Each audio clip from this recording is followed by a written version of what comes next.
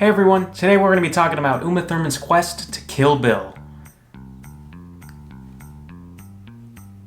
Alright, so imagine this. You're Quentin Tarantino and you're coming off of what was a ridiculously successful start to your career. You blew everyone away with Reservoir Dogs, changed the cinematic landscape as we all knew it with Pulp Fiction, and chilled out and made a victory lap with Jackie Brown. The thing is, all of these are smaller crime films that, while all good in their own right, feel like a predictable next step for how promising Tarantino was, if you could even consider Pulp Fiction predictable. This leaves you with two options: either continue in the same path of your career with another crime film, or go an entirely new direction with something that nobody expected.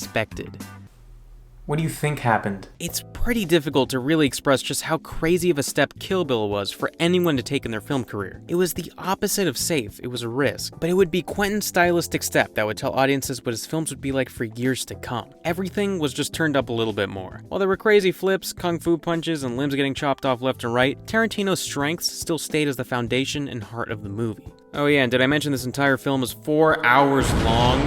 4 hours? That's almost as long as it takes me to get out of bed every day. Oh, I'm getting out of bed.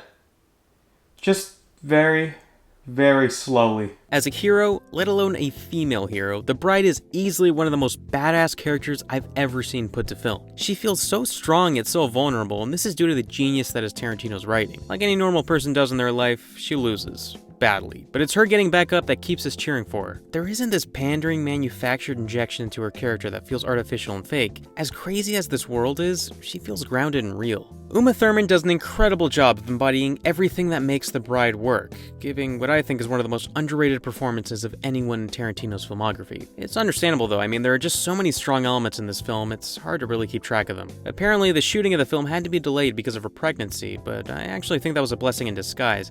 The entire film revolves around a woman who is dealing with the tragic loss of her normal life, which supposedly included her child. Her actually being pregnant right before this and feeling those real emotions no doubt played a role in making her performance as top-notch as it is. The factor that I and most others immediately think of when hearing the movie's title is the action. Tarantino's made it no secret that he absolutely adores samurai, kung fu, and western films, and watching the movie makes it really apparent that he tried his absolute hardest to honor them. From a choreography standpoint, there isn't one thing in here that I wouldn't label as perfect. This is especially highlighted in the obvious crown jewel of the film, being the sequence at the House of Blue Leaves, where we get 30 minutes straight of some of the best action ever put to film. You got the go-go fight, you got the insanity that was the Crazy 88 sequence, and to finish things off, the showdown between Orenishi and the bride, which leads to one of the most satisfying piece of head flying into the sky reveals in movie history.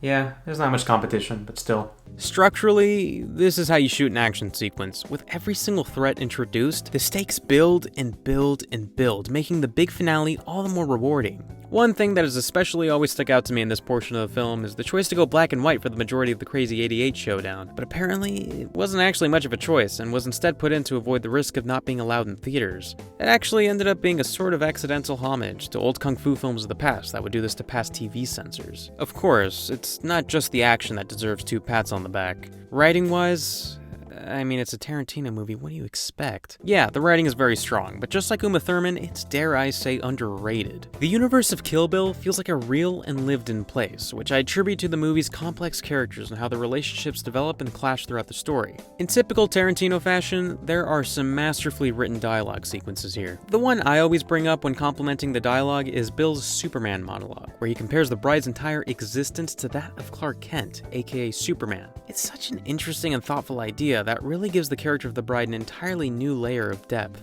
Basically, the entire universe Tarantino wrote into existence here is done absolutely perfectly. Even with the movie having comical and unrealistic fountains of blood and action, it's the characters that keep the film at a relatable level. To add to the Kill Bill universe, we have the music, which, per usual in a Tarantino movie, is absolutely fantastic. Just like every other one of his films, each track stands on its own, but in context of the film, they work perfectly and add so much personality. They're a beautiful blend of that typical old-school surfer rock Tarantino loves with a unique cultural flavor. Each one is iconic in its own right, and that's because of their places in the story and how important each of them are. I'm thinking moments like the Green Hornet theme, Bang Bang, and one of the most overused after this film's release. Well, you know. Yet another thing I would consider underrated in this film is the cinematography. Robert Richardson's brilliance behind the camera with Quentin's specific voice blend to make an absolutely wonderful barrage of memorable shots that have stayed in my brain for years. The style of this film specifically went on to pretty much act as a blueprint for the rest of his films to come, especially when you compare this to Inglourious Basterds and Django Unchained. All great films in their own right, but definitely have heavy influence from this specific spot in his career. It's that perfect balance of insanity and grounded characters that really separates it from anything else. And it's kinda crazy how easily he does it. You go from a scene where the bride breaks out of being buried alive by smashing through a casket and climbing through dirt to an extremely emotional and long confrontation between former lovers Bill and Beatrix. It's just nuts. If you couldn't already tell, I really think this film is criminally underrated in Quentin's filmography. It's easily his most ambitious effort to date and was the birthplace of his more modern style, which he later went on to evolve again with Once Upon a Time in Hollywood. Regardless of what you think about this movie, it's pretty undeniable how important this was for Tarantino's career. There's no aspect in this 4-hour epic that I would call anything but stellar, and it's an obvious classic. Now, Volume 3 is looking pretty unlikely now, but I'm still here holding out hope. I think if it's well done, it could really be incredible and be a real treat for us to return to this universe. Until then, I'll just sit here and wait.